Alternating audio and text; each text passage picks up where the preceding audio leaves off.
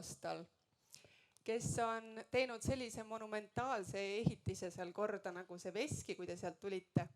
Ja see oli vist Arturi selline unistus, mille ta teostas. Tulge siia. Ja nad ei ole ainult seda Veskit teinud, et see on ainult selline üks väline asi, mis paistab. Tegelikult on nad olnud rahatargad juba väga ammu. Ja eks siis saategi rääkida oma teekonnast. Ma loodan, et igaüks õpib, et kõikide teekond ei ole kindlasti sarnane, aga siit saab nagu ideid, siis pange kõrvale ja siis vaatame. Kuidas jõudsite investeerimiseni? Tere jõudu, Artur olen Ave. Mina olen nüüd ainuke tänastest esinetest, kes saab tõesti öelda, et tere tulemast minu kodukülla. Et siin üles kasvanud Suisleppas näinud ühe kolhoosi õitsengut ja kukkumist ja peale kolhoosi siis nagu väga segaseid aegu. Ja no ja, kuidas te jõudsite sinna investeerimiseni või miks just investeerimine? Et ma saan aru, et sa olid juba, mis ajast seal turu peale panid oma raha nii-öelda? Sa rääkisid Sakalale ühes loos, et sa alustasid ja panid turule juba raha päris varakult. 90-ndatel panid. No tegelikult on niimoodi, et 90-ndatel ma ikkagi taipasin, et nagu turg on olemas, aga sealt samast sinu kõrvalkülast Pruut, kes mul siis oli Kristi, kes ise töötas küll pangas, aga ei julgenud kunagi ühtegi sellist asja puutuda. Ja siis tema, et asi on nagu tegutsema hakkamises ka, et seda julgust leida endas, et esimesed sammud teha. Ja, võt seal ongi. Et sina toetasid seda? Ja, mina toetasin nagu riski võtmist, aga kuna tema ei julgenud, siis 97 aasta, kes mäletavad, oli meil esimene selline majanduskriis, aga see vist oli selline rohkem Ida-Euroopa majanduskriis, et Lääne-Euroopa jäi sellest puutumata. Siis 97 asjad kukkusid meeletult. Kas teil oli siis raha paigutatud turule juba? Ei olnud. Ei olnud. Tegelikult meie paigutamised jõuavadki alles seal 2009 märts. Et 12 aastat alles hiljem, aga samas ma tean, et ilma selle 97 aasta kriisita, ilma selleta, et ma tollel ajal ma ikkagi kõrvalt jälgisin seda asja ja ilma selle jälgimiseta ma ei oleks ka 2009 julgenud panna. Et sa võtsid päris pikalt hoogu siis? Eks asjad taanduvadki paljuski sellele, et kui sul sellist nagu Alar ütles, plaani ei ole, siis sa tegelikult tõmbledki natuke siia poole, natuke sinna poole. Et meie jaoks plaan tekkis tegelikult isegi see 2009 aasta majanduskriisi põhjast ostmine seal 2009 märtsi keskel juhtus, ma ei tea, kas mõned võib-olla mäletavad, märtsi keskel juhtus selline asi, et kui 2007 aasta lõpust olid aktsiad jõhkralt järjest alla tulnud juba peaaegu 1,5 aastat, siis 2009 aasta märtsis juhtus selline asi, et Aktuaalses Kaameras ühel õhtul öeldi, et täna tõusis New Yorgi börsil, tõusis Fannie Mae tõusis 60% ühe päevaga, päevasiseselt. Ja siis ma sain aru, et me oleme samas hetkes, kus me 97-ndal olime, kus ma kõrvalt vaatasin seda, kuidas Hansapank kukkus 9 krooni peale ja 1,5 aastat hiljem maksis 120 krooni. Ja siis ma sain aru, et nüüd on ostmise koht. Ja. Aga enne seda meil oli see, et enne seda me olime võtnud Suisleppa korteri remondi jaoks laenu. Aga mis oli teie investeerimise alustamise plaan siis, et miks te alustasite investeerimisega nagu reaalselt? Et te ütlesite, enne ei olnud plaani, aga siis tekkis see plaan, et mis see teie miks on, et alati peaks vaatama, et mis see teie miks on, igal ühel on see erinev. Meil tegelikult pikka plaani ei olnud ka siis. Me pika plaani oleme endale nagu enda jaoks valmis mõelnud nagu hiljem. Meie plaan oligi see, et teenime lühikest kasumit, aga Oli mingi kuu eesmärgid näiteks ka, et tahan kuus teenida mingi summa millegi jaoks? no seal tegelikult me ei osanud selliseid eesmärke seada endale. Seal oli see, et kõik see, noh, me olime mõni aeg enne seda olime võtnud endale laenu, tegime korteri korda ja laenurahast jäi järgi 260 000 krooni. See on päris hea summa juba. Ja kuna meil see 97 aasta kriis läks tuimalt mööda, me sellest midagi ei saanud, siis 2009 panime viimase kui sendi panime kohe börsile. 2009 aasta märts. Ja 260 000 panite või palju te panite siis? Kroonides. Ja mis sellest sai? Ja umbes 3 nädalat hiljem oli meil kontol 440 000 krooni. Nii et tõusis meeletu tempoga, aga seal ongi see, et kuna sul kogemust ei ole, sa tegelikult ei tea, kuidas nagu turg toimib. Nüüd tagantjärgi me saame aru, et me oleks pidanud kõik maha müüma, ootama kukkumist ja ostma uuesti põhjast tagasi. Aga kuna seda börsigraafikut ei näe nii-öelda ju ette, et selles mõttes või näeb? Ei näe, aga kui sa jälgid nagu pidevalt, siis sa hakkad tajuma neid võnkeid. Siis sa tead, et meie 2009 märtsis uskusime, et siit hetkest alates algab suur pidu ja pillerkaar. Et kõik asjad hakkavadki ainult üles minema, aga tegelikult oli, ütleme esimese 3 nädalaga tõusis meie summa siis 440 peale ja järgmise 3 nädala jooksul kukkus see tagasi 250 peale. Et 6 nädalat hiljem olime 10 000 krooni miinuses. Aga sealt edasi hakkas uuesti vaikselt üles minema. Ja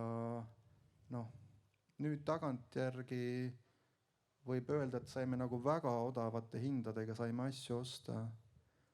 Ja kellele te siis soovitaksitegi investeerimisega alustada ja millal oleks kõige parem aeg? Soovitame kõikidele. Eks ta õige aeg on täna jah. Õige aeg on võimalikult noorena. Et minul on natuke kahju sellest, et nii palju aastaid on läinud nagu luhta, sellepärast et sul tegelikult ei ole nagu nägemust asjadest. Me viimasel oleme mõelnud niimoodi, et iga aasta on justkui kingitus, et sa pead ühte aastat kasutama niimoodi, et sa ühe aastaga teed ära mingi konkreetse asja.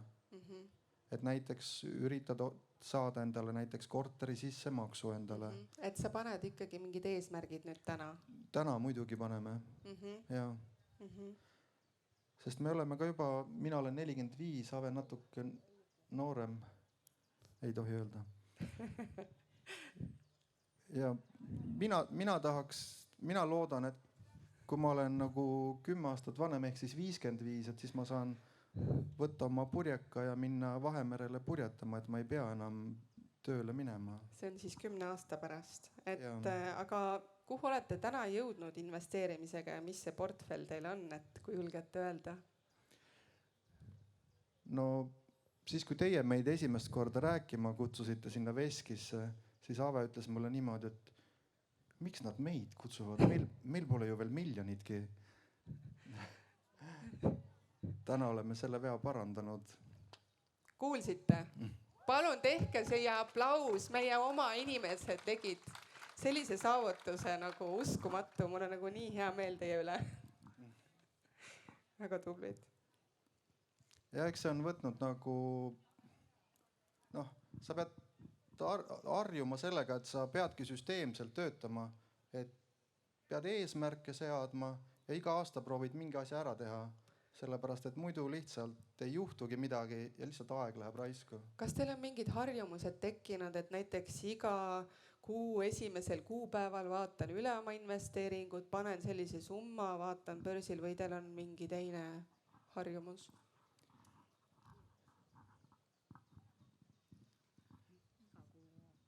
Iga kuu ei vaata, et meil on põhimõtteliselt pandud aasta eesmärgid.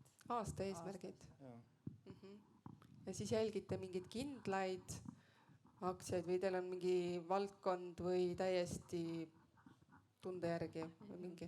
No mina jälgin aktsiaid iga päev, tööpäeviti, aga me oleme ikkagi suunatud rohkem kinnisvarale. Kinnisvarale. Või kuidagi elu on läinud niimoodi, et me oleme, tegelikult alustasime ikkagi aktsiatega, aga kuna me selle veski pärast elasime 3 aastat nagu Kanadas ja siis läksime hooga kaasa, ma ei tea, kui paljud teist on jälginud, Ühendriikides toimus kanepiaktsia või kanepiettevõtete legaliseerimine. 2014 oli see. 2014 jah. Ja meie läksime muidugi hulluks selle peale. Ja mis te siis tegite? Kõik oma Kanada siis teise tööaasta palga ladusime sinna kanepiaktsiate alla. On mingi suurusjärk, julgete öelda? Meil ta tõusis enam-vähem ikka 65 peale. Ja siis... Panite palju sisse?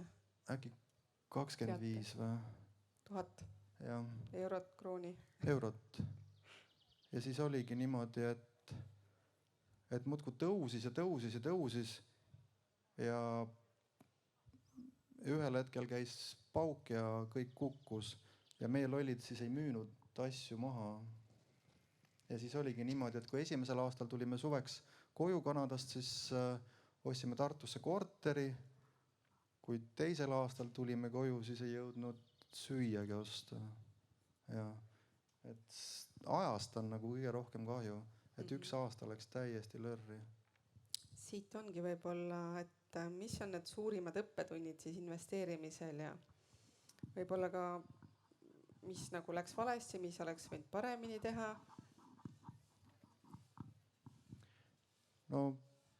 Minust kõige tähtsam on ikkagi see, et aru saada, et asjad algavad nagu sellest, et sa pead säästma.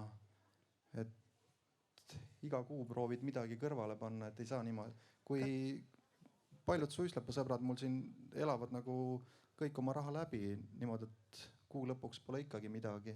Siis ei jõua ka kuskile. Et ikkagi iga kuu tuleb midagi kõrvale panna ja see raha tuleb uuesti tööle panna. Et see on esimene samm siis ikkagi, mis sa teed, säästad, paned natukene kõrvale ja siis proovid seda investeerida ära. Me alguses lugesime seda Jaak Roosaare raamatut ja temal on see 50% klubi, et kus paned 50% paned palgast kõrvale, aga kui me seal Kanadas elasime, siis me panime 90% palgast kõrvale, et me kõik, mis me saime, me säästsime.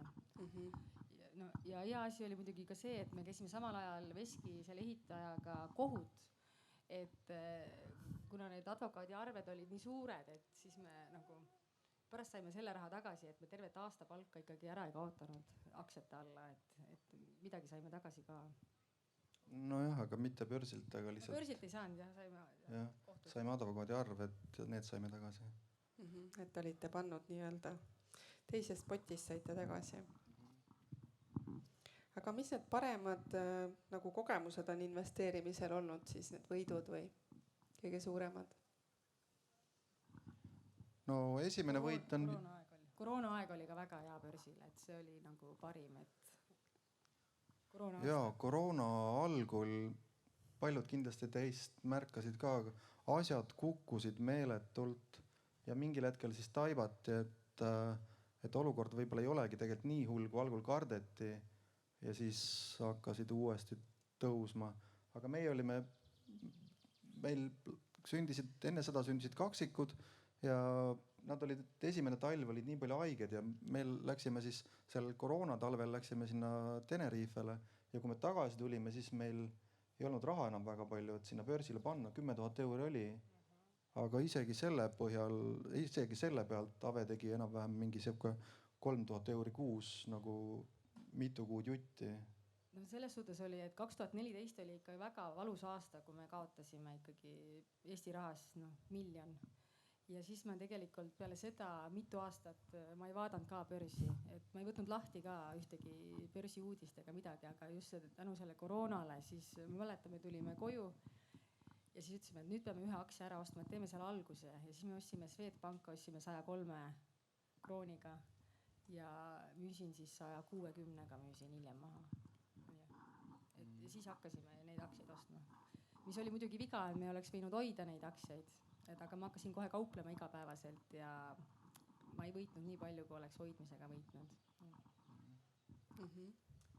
Jah, kui me kõrvalt vaatame enda sõprugi, siis meil on üks sõber, kes üritab kaubelda, üritab kogu aeg turgu lüüa. Ja kuidas tal õnnestub? Mulle tundub, et ei õnnestu tegelikult kokkuvõttes väga hästi. Ja siis on meil üks sõber, kes ainult ostab palga kõrvalt ja ei taha mitte midagi müüa. Ja temal on minu meelest super tulemused. Et pigem selle praktika järgi võiks hoida pikemat seda. Jaa.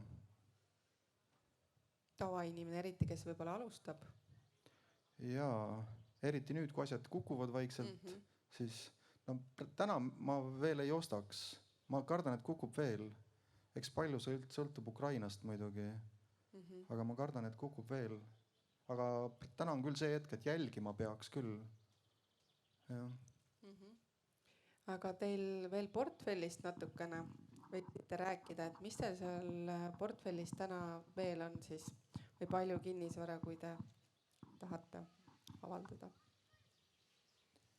No esimene korter nüüd, mis me Kanadast, kui me esimene suvi koju tuleme 2013, ostsime Tartusse Riia maantee 17, ostsime korteri.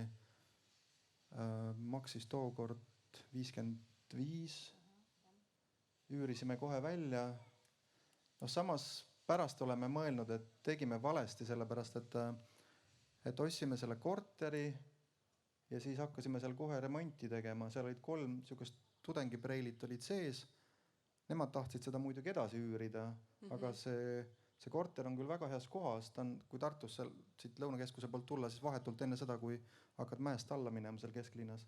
No ja nagu kinnisvaral on, meil on siin mõni maakler ka, et maksab ju asukoht. Et siis seda te olete ka jälginud, eks ole, seda nõuannet. Et me olemegi üritanud võtta nagu, lasta olla natuke viletsamas seisus, aga pigem nagu paremasse asukohta. Ja tookord ostsime ta 55, nüüd eks ta on meil kindlasti duubeldanud. Aga nüüd, kui me ma räägin nüüd vahepeal seda, et 2 aastat hiljem, siis teine aasta läks meil Lörri, 3. aasta ostsime Tallinnasse korteri. See on number 2 kinnisvara, jah? Jah, 2015. Jah. Et selle ostsime ka Jakobi tänav 13, et see on bussijaama lähedal või? Ta on nagu Stockmanni ja bussijaama vahel enam-vähem. Väga hea koht. Jah. Ja seal oli ka niimoodi, et sellele endisele omanikule kuulus 2 kõrvuti asuvad korterid, 2-tooline, 3-ne. Meie ostsime 2 ära ja leppisime temaga kokku, et ostame 3 ka. Ja kui 2 aastat hiljem ta meile helistas, et ta paneb nüüd 3 müüki, siis oli niimoodi, et küsisime Nordeast laenu ja Nordea, eks ta hammustas läbi, et me tahame nagu investeeringu mõttes seda osta. Ja siis nad küsisid meilt protsendiks 7. Me olime muidugi maru vihased ja ütlesime ära, et lasta olla, et me ei hakka võtma. Aga mis see hea protsent on? Eks ta oleks seal 2 olnud või, aga tegelikult me oleks pidanud ta ikkagi ära ostma. Selle 7%-ga? Jaa, me oleks hiljem saanud refinantseerimist teha, ma arvan, aga kui vaadata, et see, mis me esimesena ostsime 62 000-ga, et see on tõusnud seal kuskil 120 peale, nüüd ütleme 6 aastaga, siis see 3-tooline oleks võib-olla 130 isegi olnud. Et tegelikult oleks pidanud ikkagi ära ostma. See oli siis teine, mis siis järgmine? Siis me oleme siin ümber, eks me oleme maakad tegelikult ju. Ave on küll Tartust, aga mina olen siit.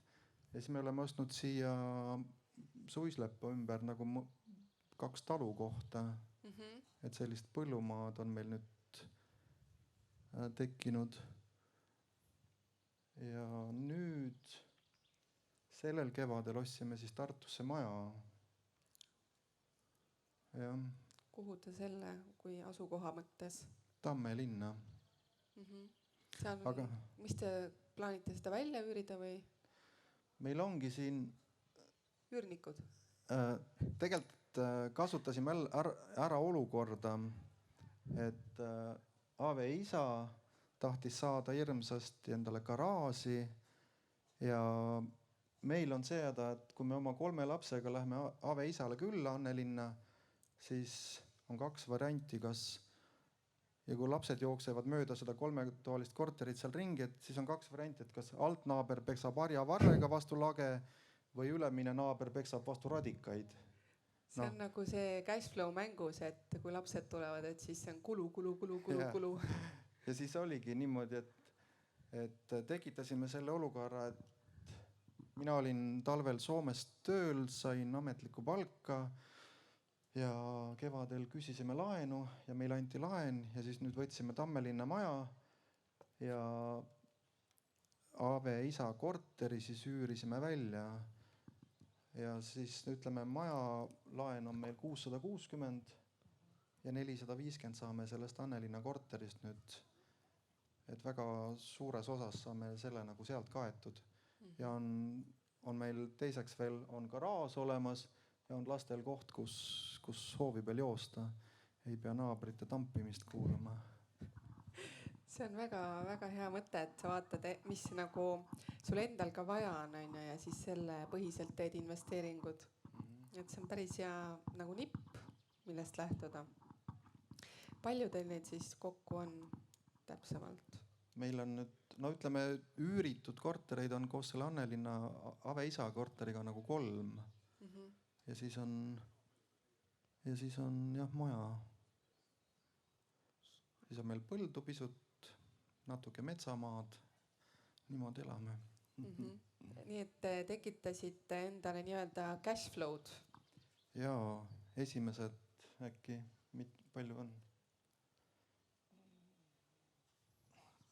800 vist ja kuskil 800 eurot. See on nagu higivaba papp, nagu räägitakse, et mille nimel siis igapäevaselt ei pea nii-öelda tõmblema, eks ole. Et need on paigutused ära tehtud targalt ja siis seal mingi osa nagu on nii-öelda higivaba. Aega võtab nagu meeletult palju, aga eks ta ongi nagu lumepall, hiljem hakkab tööle. Et see aeg on nagu pigem uurimise mõttes nagu või mis see aega võtab kõige rohkem? Ta võtab ikka pigem selles mõttes, et sa suudad endale seda ressurssi jälle koguda, et osta endale mingi üks uus asi juurde. Aktsiatega oleks mõneti olnud võib-olla lihtsam. Ja. Aga meil üks meie muidugi, kui te meid sinna veskisse kutsusite rääkima, siis meie ehitasime oma selle jutu üles nagu rohkem oma vigadele, mida me oleme teinud. Ja üks meie häda on ka see, et kui me 2009 ütleme, ostsime esimesed aktsiad, siis me saime tegelikult neid super soodsate hindadega. Aga siis hakkasime siin Suislepas, mõlemad olime töötud parasjagu majanduskriisi. Aga sina olid tööl muidugi. Jaa, mina olin töötu. Ja siis mina istusin siin kodus kogu aeg ja hakkasin projekte kirjutama. Kirjutasin 1 ja 2 ja 3 ja siis muudkui ootasin neid vastuseid. Siis ma vaatasin, et jälle mingi asi on lahti. Jälle kirjutasin uue projekti. Vallavanem Alar Karu mulle ütles juba, kuule, rahune natuke maha. Palju sa siis kirjutasid, oled vaadanud kokku? Ma ei teagi, 10 või? Ja siis oligi niimoodi, et mingil hetkel hakkasid need jaatavad vastused tulema ja siis neid asju oli nagu nii palju, mida oli vaja ära teha. Matkarada 1,5 kilomeetrit, siis korvpalliväljak koolile, siis ma ei mäleta. Jõge oli vaja puhastada 8 kilomeetrit. No siuksed üsna suured asjad. Ja siis oligi näiteks, kui matkarada oli vaja hakata tegema, siis oli valik, et kas küsime Suislepa, see külaselts küsib laenu, aga külaseltsi liikmed ei olnud nõus nagu laenu küsima. Ja ei olnudki valikut, siis hakkasime enda aktsiaid müüma ja ise sellest enda rahast siis järjest tegime. Et tänu sellele me tegime küll külale nagu mitu ilusat asja, aga enda finantsvabadust lükkasime vähemalt 10 aastat edasi. Et see matkarada siis, kes ei ole käinud, on sealpool sellest mööda jõge sinna poole. Päris pikalt läheb, seal saab ilusti kõndida. Et see on üldse looduskaunis ilus koht, et sellepärast te ilmselt mõtlesite selle teha, on ju? Jah, et iseenesest oli super võimalus Swedbanka.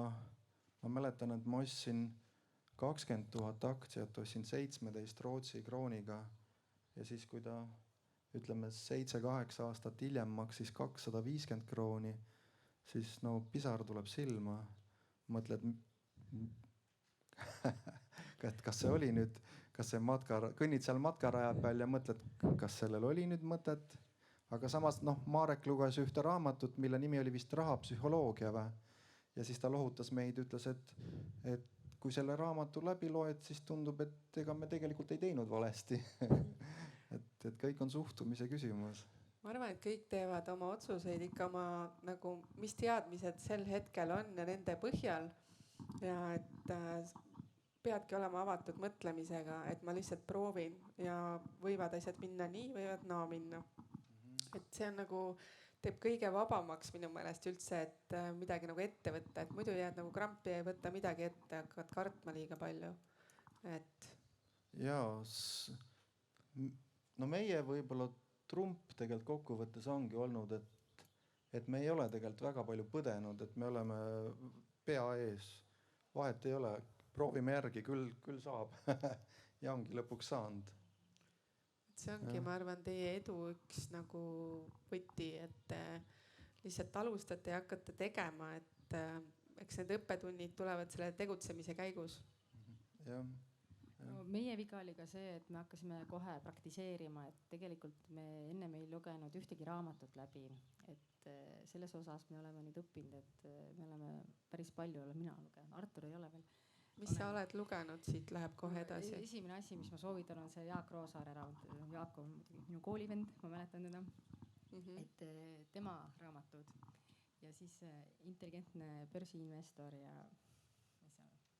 see ingliskeelne kirjandus oli ka. Mul on ma arvan, mingi 4 raamatut ja sellest on piisanud. Et kindlasti ma soovitan alustada kirjandusest ennem kui börsile minna. Mina tegin ka esimese selle raamatu lugesin ikkagi läbi, et investeerimine algajale Taavi Pertman. Et ma tegelikult jäin liiga kauaks samas põdema, et võtsin kuidagi liiga kaua hoogu ja siis helistasin sõbrale lihtsalt, läksin sinna LHV-sse, et kuidas Orderi teema käib ja hakkasin lihtsalt tegema. Et lõpuks sellele raamatule peab see tegevus ka järgnema. Jaa, meil on üks Ave naabripoiss Tartust, Martin. No ainult loeb ja jutustab ja ühtegi senti ei julge ära raisata. Äkki jääb ilma. Ja, et investeerimisel on see nõuanne ka ikka olnud, et investeeri seda, mida sa ei karda kaotada. Et võib-olla alustada väiksematest summadest, et saada need õppetunnid nagu nendega. Jah, see on selline tarkus 2009, kui me kõik oma laenatud raha 260 000 krooni börsile panime, siis ma seda tarkust ei teadnud. või veel vähem seda, et hoia mune nagu eri korvides. Ja või siis iga kuu peale näiteks mina olen ära hajutanud, et väikeste summadega iga kuu, et kui see börs käibki üles-alla, et siis ma saan kõik need nii-öelda ära tunda ja see on pikaajaline ja natukene siis läheb ikka üles. jaa, aga seda järsku tõusu ilmselt ka siis sealt ei tule, et nagu teie olete. jah, vot ongi. aga noh, eks tänane küsimus on muidugi see, et mis 10 aasta pärast maksab. Et seda te ei tea tegelikult keegi, on ju? Ei tea keegi, jah. Eks täna, ütleme, järgmise 2-3 aasta asjad sõltuvad väga palju Ukrainast muidugi. Aga kui me vahepeal siin oleme mõelnud, et mida tulevikku nagu vaadata või kas vaadata mingeid vanu näiteks suuri ettevõtteid või mõelda mingite uute tehnoloogiate peale, siis noh, ongi, et raske on öelda. Jah. Ei näe jah seda ette. Ja natuke ma olen enda peal vaatanud ka seda, et mida vanemaks saad, seda natuke vähem tahad nagu riski võtta. Ja. See on nagu nende pensionifondidega, et ongi, kui vanus läheb nagu vanemaks, siis nii-öelda pead tegema turvalisemaid valikuid, eks ole. Et ja kui noorem oled, siis sul on aega nagu rohkem riskida, on ju. Jah, ma tegin nüüd 3. pensionisamba ka endale. Et Avele olen öelnud, et sealt tuleb meie purjeka raha. Et eks näeb. Jaa, ma tegin sama. See on hea viis võib-olla alustamiseks ka, et keegi teine valib seal fondi sees need aktsiad ära su eest, et sa iga päev ei pea võib-olla vaatama, on ju, et vähem tööd. Ma nüüd tahaks muidugi, minu noorem vend panustab mingisse fondi, mis panustab elektriautode, hajutatud nagu erinevate elektriautode tootjate vahel. Ma tahaks seda ka nüüd sügise poole, kui mul jälle tekib, kui ma tööle lähen uuesti, et siis hakkan sinna ka panema. No jah, võitegi rääkida, mis seal veel tulevikus plaanis on korda saata, et kes teid teab? Kes meid teab, jah.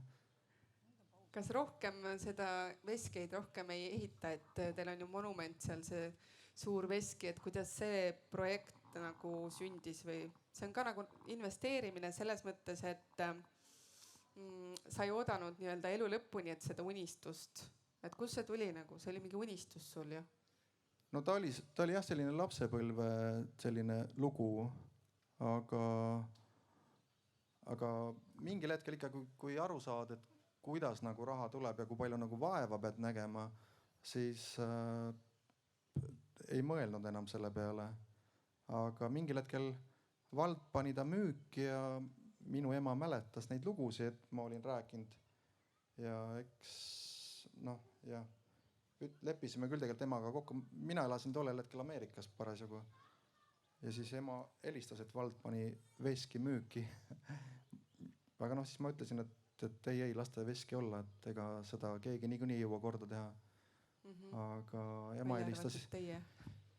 helistas järgmine päev tagasi, ütles, et kuule, ma ikka ostsin veski ära. Super ema. Emad on ägedad. Elagu emad. Aga minu puhul, kui emast rääkida, siis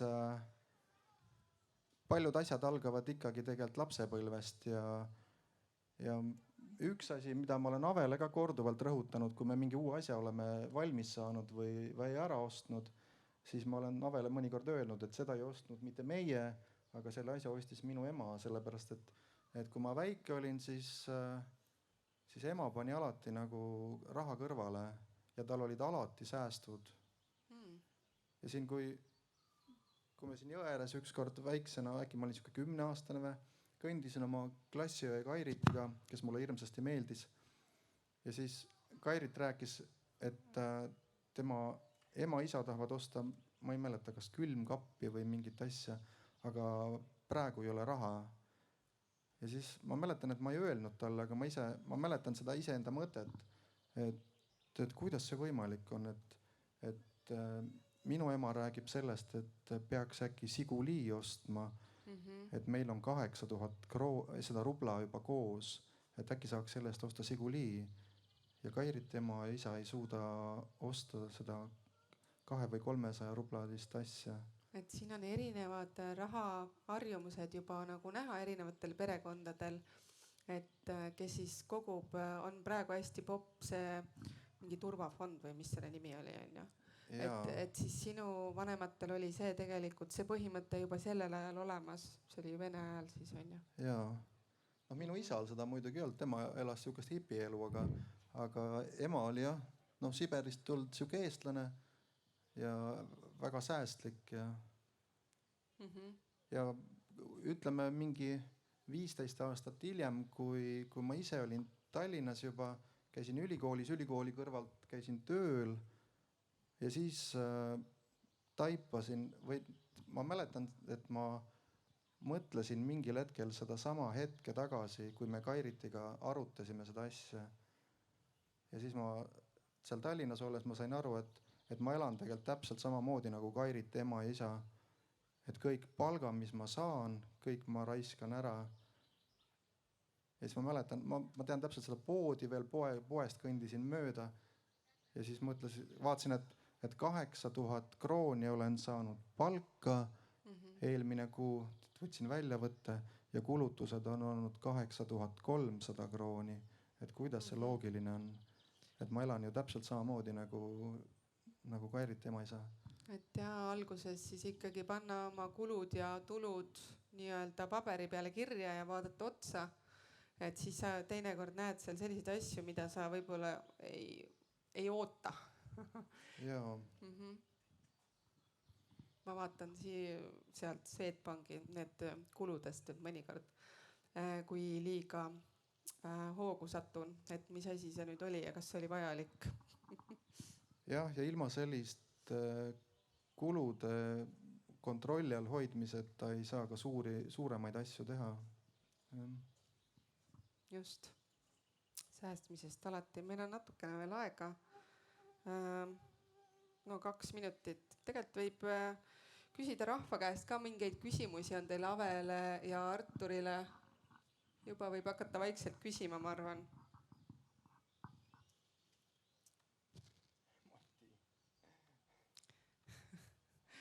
Mikrofon on seal.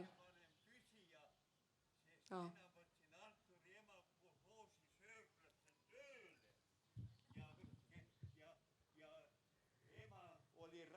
Sellega, et pidi tegema 1 nädala jooksul sülti ja karbonaadi ja siis pärast seda võis ise teha.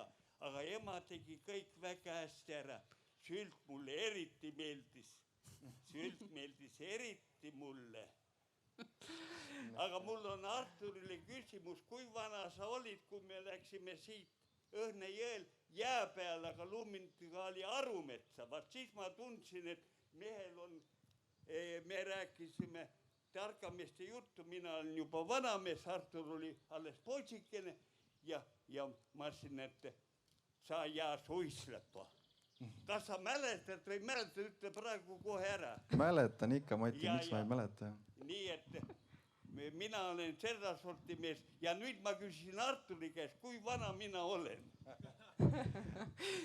Sa oled vist 70 äkki. 80 ja 3 kuud ja ma nüüd tunnistan vahepeal segast, kui sa puhkad 1970. aastal mina panin suislepas varguse toime. Kas ma võin kõvasti öelda, mida mina varastasin? Kas see oli ka rahatarkusega kuidagi nagu? Mina varastasin omal hea sõbrad Kalev Raavelt, aga siin ei ole ühtegi, kes Kalev Raavelt üldse on tundnud. 4. Võrtsjärve mängud suislepale ja siis tekkis kollektiiv, sest ütlesin Kalevile, sa oled palju paremini seda teinud, sina tee 5., sest 5. on ka vähe juubel ja 4.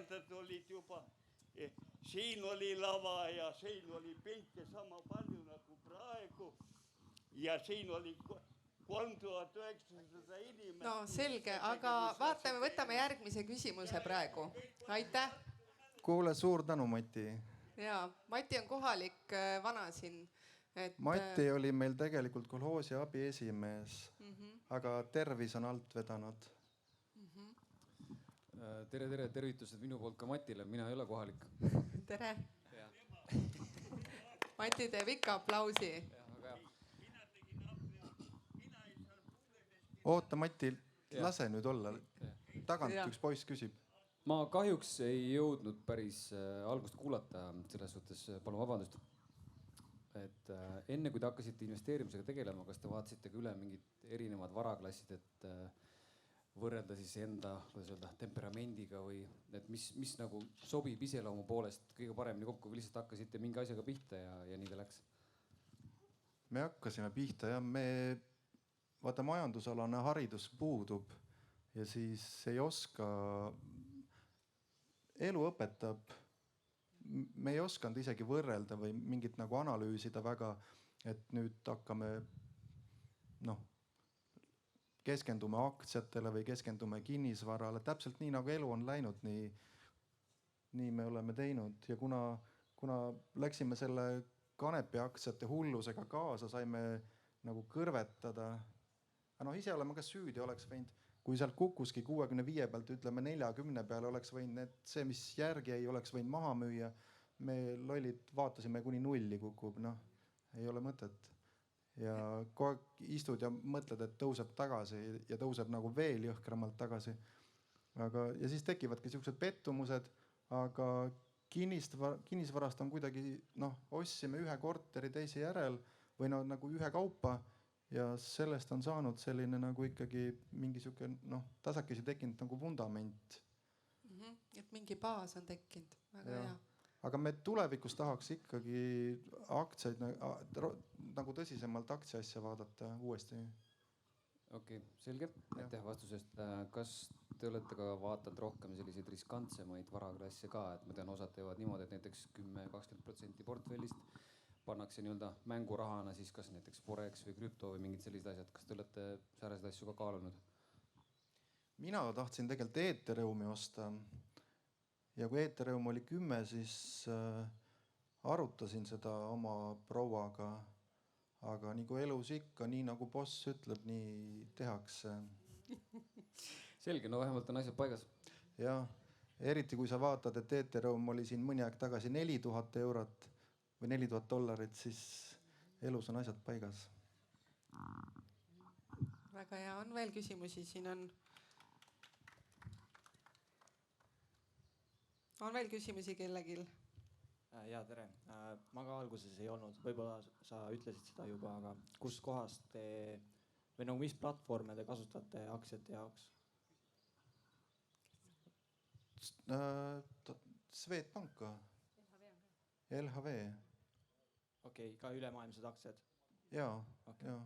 Seal muidugi tihtipeale on niimoodi, et nimekirjas, Swedbanka nimekirjas paljusid asju ei ole, et siis pead nagu nendele avalduse tegema, et siis nad panevad. Admiral Marketsist ei ole midagi teinud? Ei ole kasutanud.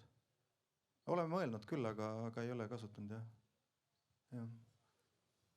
Okei, see oli meil viimane küsimus, et me tahaks teha suure aplausi Avel ja Arturi, et nad tulid ja olid nii julged ja jagasid oma lugu kõigepealt.